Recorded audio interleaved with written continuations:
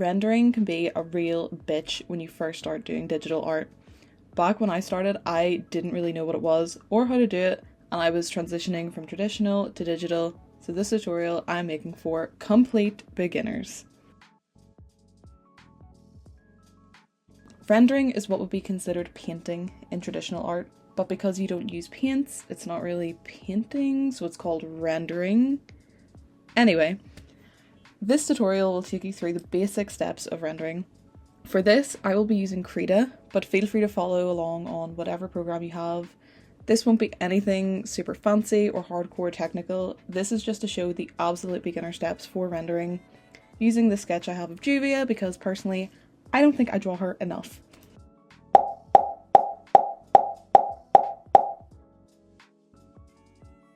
So this will be a very, very basic style of rendering to help you find your feet with it, and you can do whatever you want with what you've learned. I have also linked a download for this sketch in the description if you want to follow along with the video. This is more important than you may think. I have a few brushes that I've added to a tag, and this makes it easier to know exactly what I've used throughout the rendering process to keep everything consistent throughout. All you need to do to create a tag is to right-click your chosen brush and assign to tag, which I very creatively called brushes. To find these specific brushes in Krita, you can use the search bar at the bottom and type the names of the brushes and they will all appear. These are all base Krita brushes as well, so there is no need to go and download other brushes from a third-party source for this. I like to begin by colour blocking the entire piece, and between each section, for example her hair, her skin, her clothing, etc., I make a new layer. So her skin would be paint layer 2, her hair would be paint layer 3, and all that. This makes it easier because if everything is on one layer and you accidentally smudge the bright green bow tie into her white shirt, it's way easier to fix that mistake in the long run.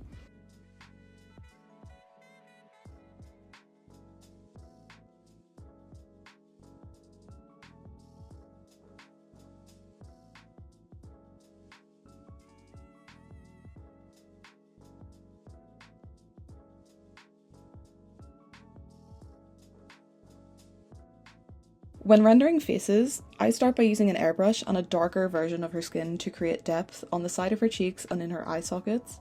Then go down the sides of her neck where a natural shadow would be from her head and the hair surrounding there. This process would be known as adding midtones. And because it's Juvia, I do like to put a slight pink or a pale red tone on her cheeks to be like a subtle blush. So once we have added all of our midtones, we can add shadows. And for this, I like to use a dusty purple with a really, really light opacity airbrush. So bring it way down to like 20%. And I only flick my hand very slightly when I'm applying this colour because it can be really, really easy to make a drawing look muddy during this step.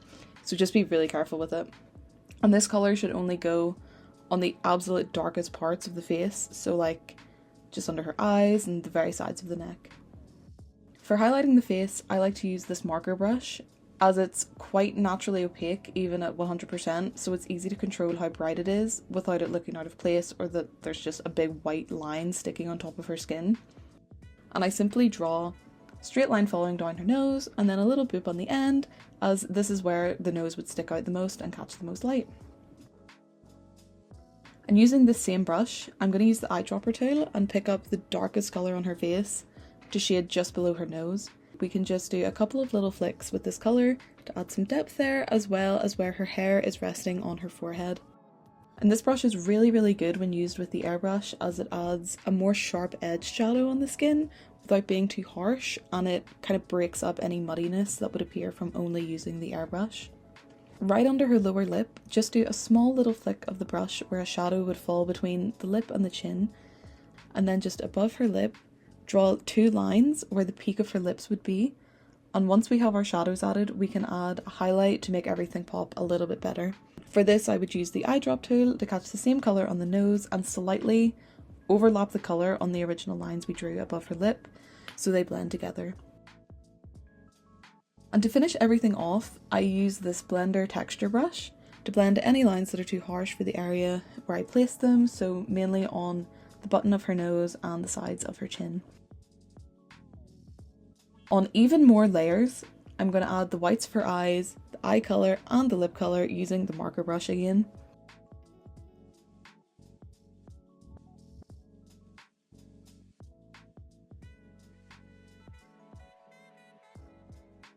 Adding the extra features on top of her already rendered skin often helps me see where I could add detail or if I forgot to do anything. So like the highlight on her chin and adding these details to her neckline, on her jaw and on her eyelids.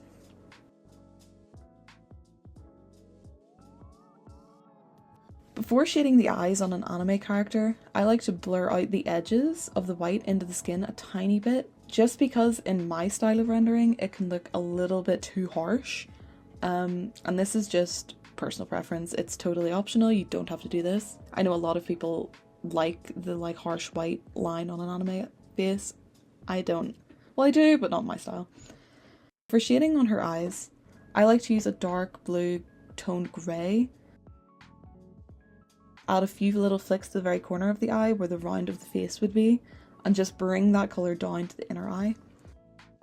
And then I'm going to use the blender texture brush and lightly blend the darker shade into the white. Juvia is a really good character to begin eye rendering with, as she doesn't have a pupil, so there is a lot more freedom here. And what I like to do is grab a darker blue, follow down along the top of her iris and down the sides.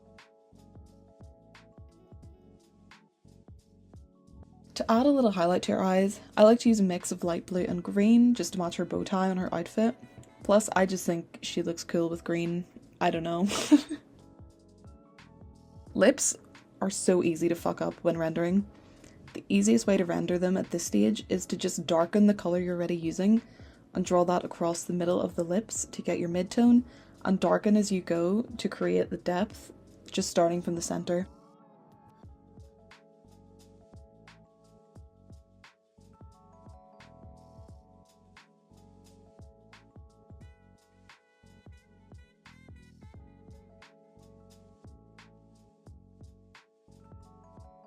I blend out the colours a lot on the lips to make it look a little bit more dynamic before adding any pops of highlight. At this point, they're still quite pale and flat looking, but don't worry, we are going to come back to this later.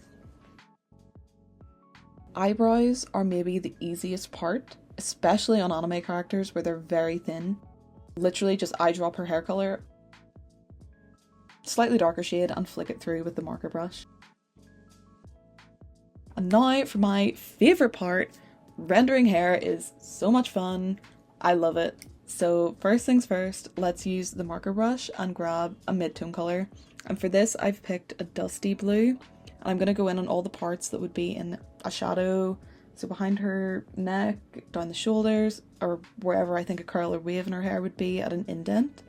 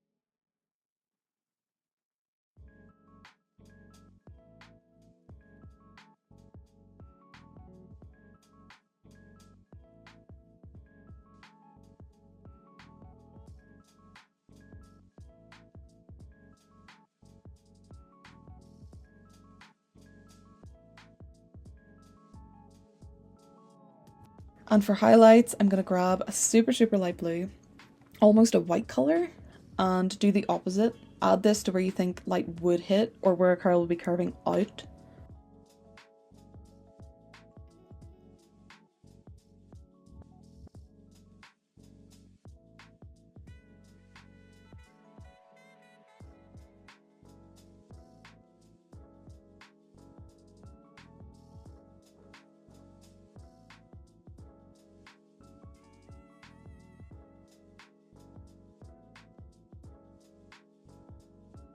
Once the lighter shades have been added, I like to use this point to go in with a dark blue and create more depth.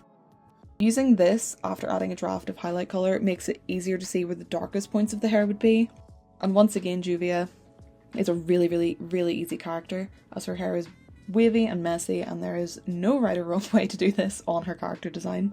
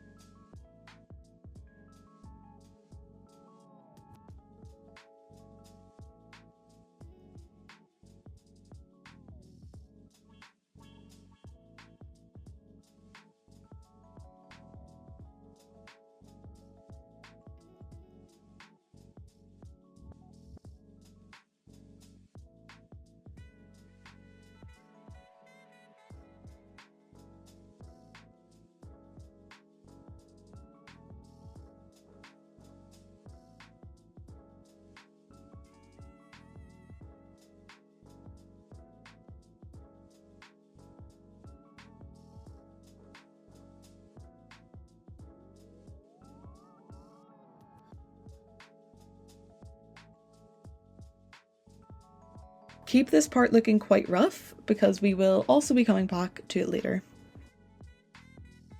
So let's start with her hat. I like to use the marker brush again for this, to bring in those mid-tones around the edge to make the hat look round.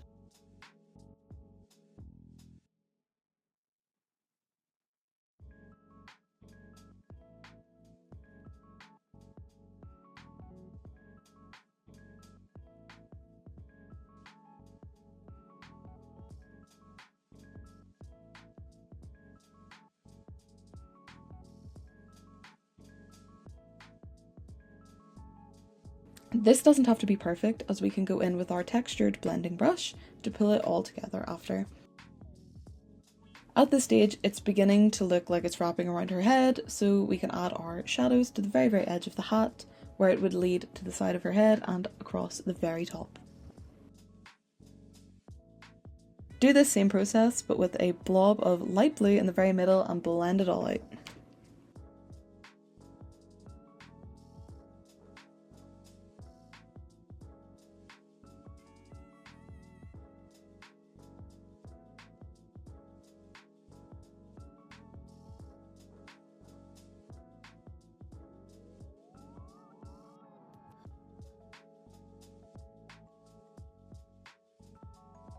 Clothes can be very difficult to render well, so I'm going to keep it as simple as I possibly can. I'm going to add some mid-tones on top of her shoulder, like so. And on the inside of her arms to create the illusion of roundness. And then I'm going to add the same tone just on top of her boobies.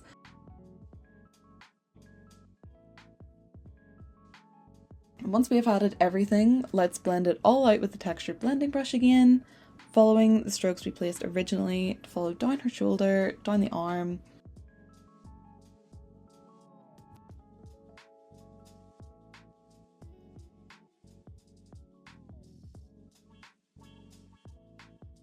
And I overblended here where it should be a highlight, so I'm fixing that.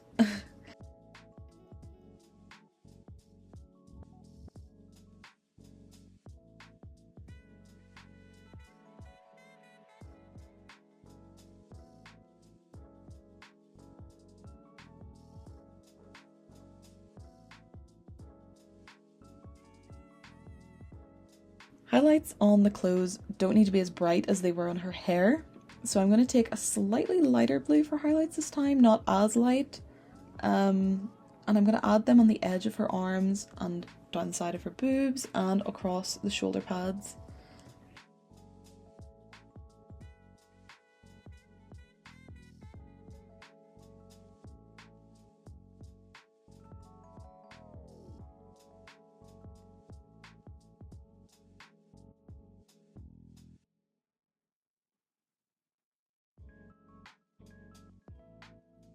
The white part of her coat is going to be really easy. For the base colour, I actually added a light grey bluish colour instead of pure white, and I'm going to shade it with a darker grey, just so it looks way less striking than if it were pure white. And I'm going to add this just above her boobs, like where her chest would be.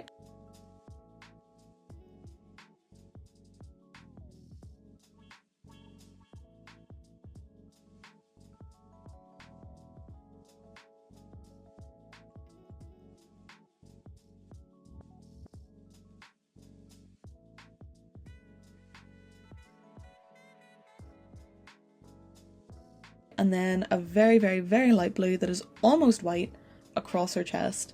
I'm just going to blend and airbrush that all out.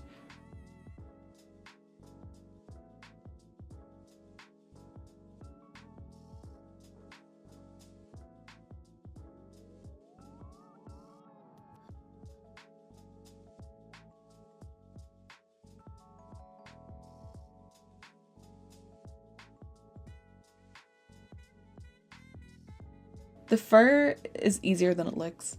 All you need to do is follow along the lines of the sketch and add in these like waves to the body of the fur.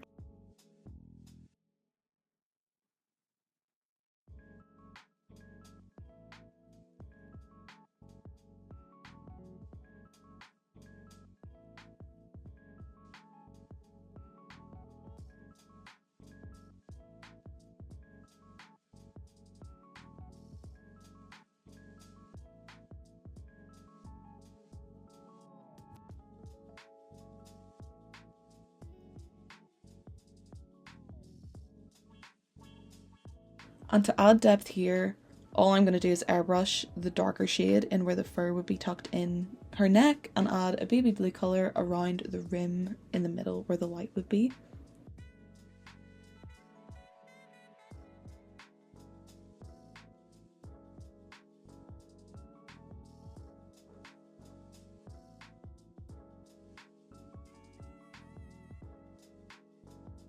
Then we repeat this exact same process but on her hat.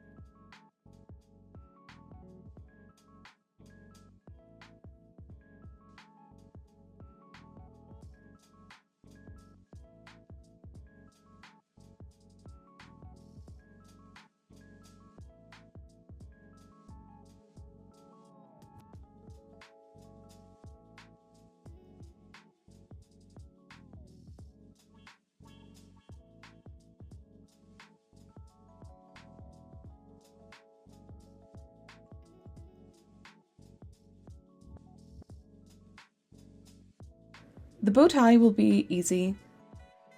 On the bow tie, add the midtones just here at first and blend everything out.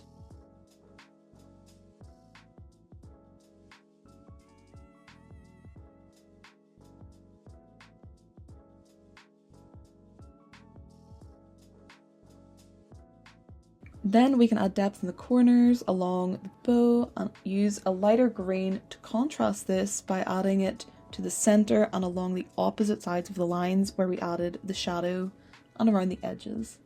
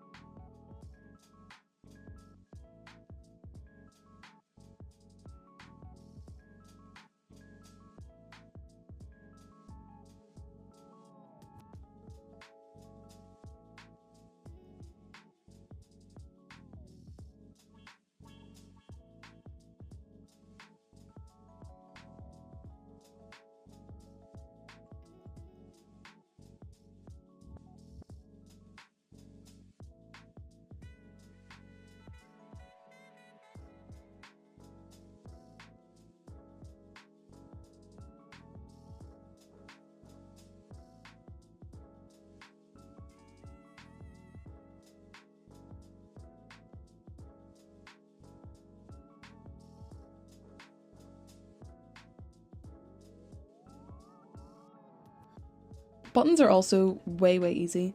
Just render these like you would do a sphere or a ball, and use the darkest shade, getting lighter at one side with a curve.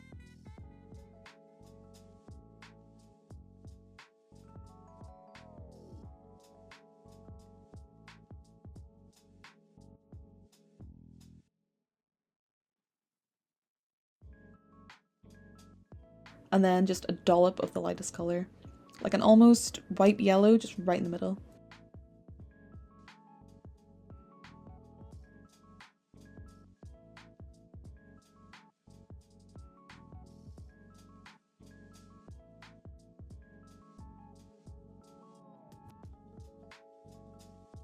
This next part was always super intimidating to me as a beginner.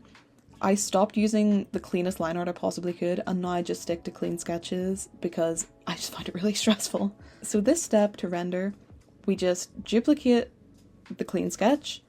I like to do this because I like to keep a backup of the original sketch, just in case anything goes wrong or I want to change my mind about something I've done. Unlike all of our other layers, we lock this one. And now I'm going to get the darkest blue, almost a black, and go over our sketch with it using the marker brush.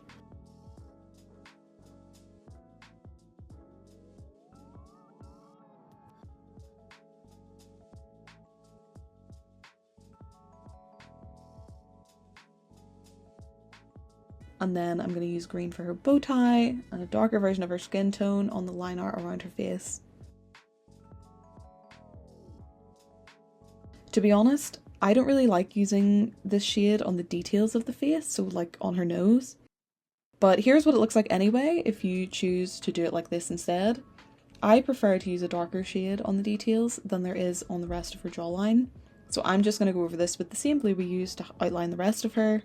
Again, this is just personal preference. You can use the skin tone if you wish.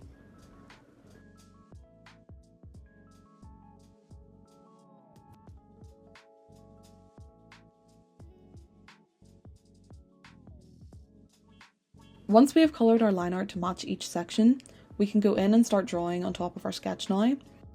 Starting from the top, I'm just going to bring in that very dark blue colour into her hat, using the marker brush and pulling it into the colour.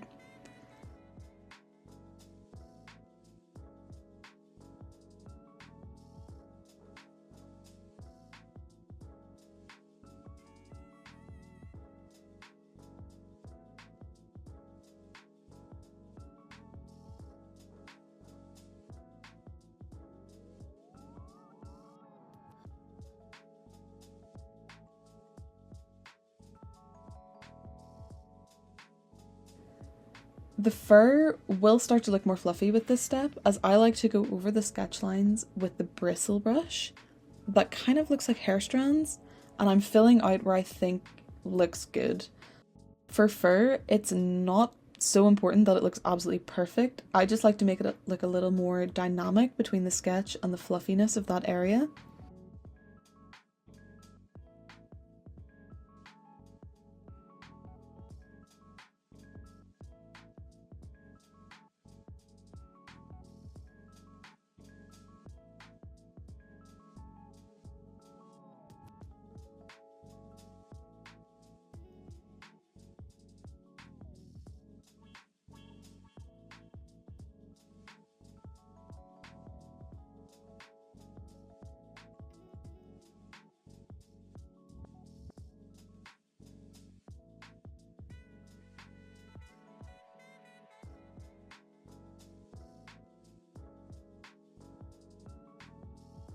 Her hair would be the same as this process. Use the eyedrop tool to pick up the colour nearest to the sketch line and slightly go over it to make her hair look more fluffy, as if there are strands poking out with each curl.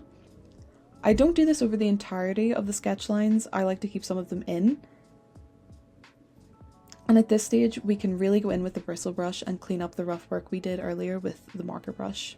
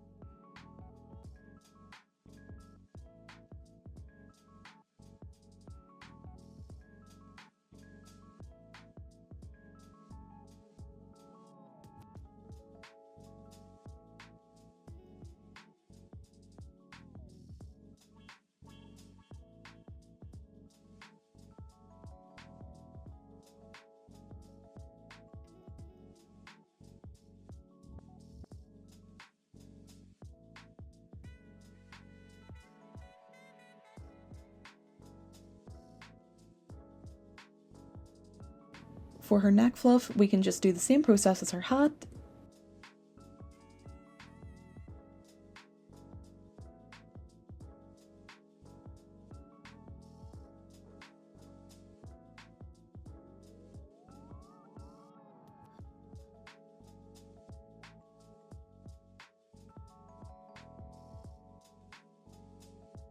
And on her clothing, we can do a similar job to how we did her hat, just bring in the darker colour where there's a bit of highlight, we can go over the sketch line a little bit with that colour just to break it up.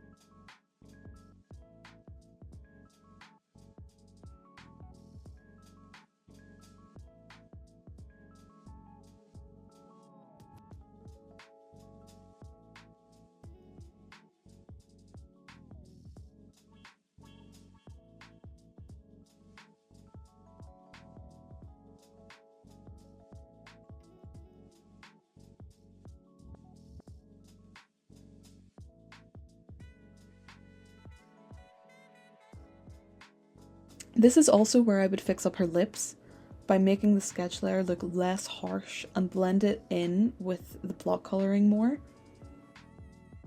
Overall, just use this layer to add more depth to everything and make the line art bleed into the rest of the drawing so it looks less like it's sitting on top of a bunch of blended colours.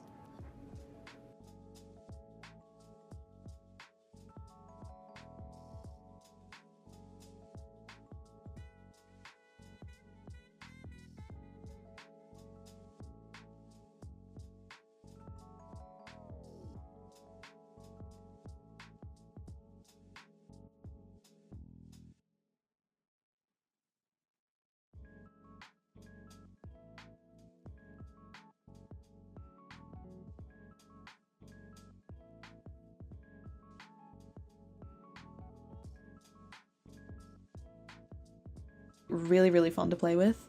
For example, if I turn our freshly rendered line art layer into an addition layer, it makes everything super bright and almost like a neon effect. I like to use this extra layer for everything I've highlighted so far. So just eyedrop for the lightest colour you've used on each section to add some interesting highlights throughout your drawing.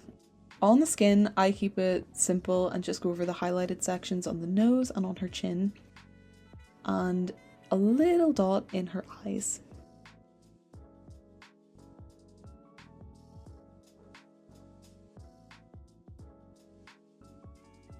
And on her hair, we can go over the lightest blue sections and on top of some of the mid-tones, which is adding this really cool aquamarine type shade. I like it.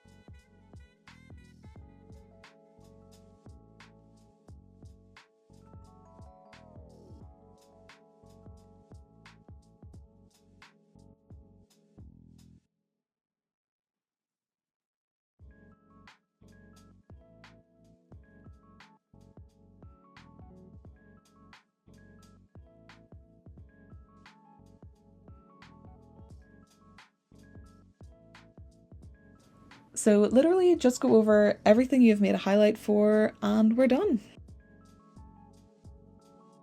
I like to add a super dark background to my drawings as this makes the addition layer we placed really pop. But once again, totally a personal preference. You can choose whatever colour background you like to finish off with. So thank you for following along with this tutorial and I hope you found it somewhat helpful. I'll see you in the next one.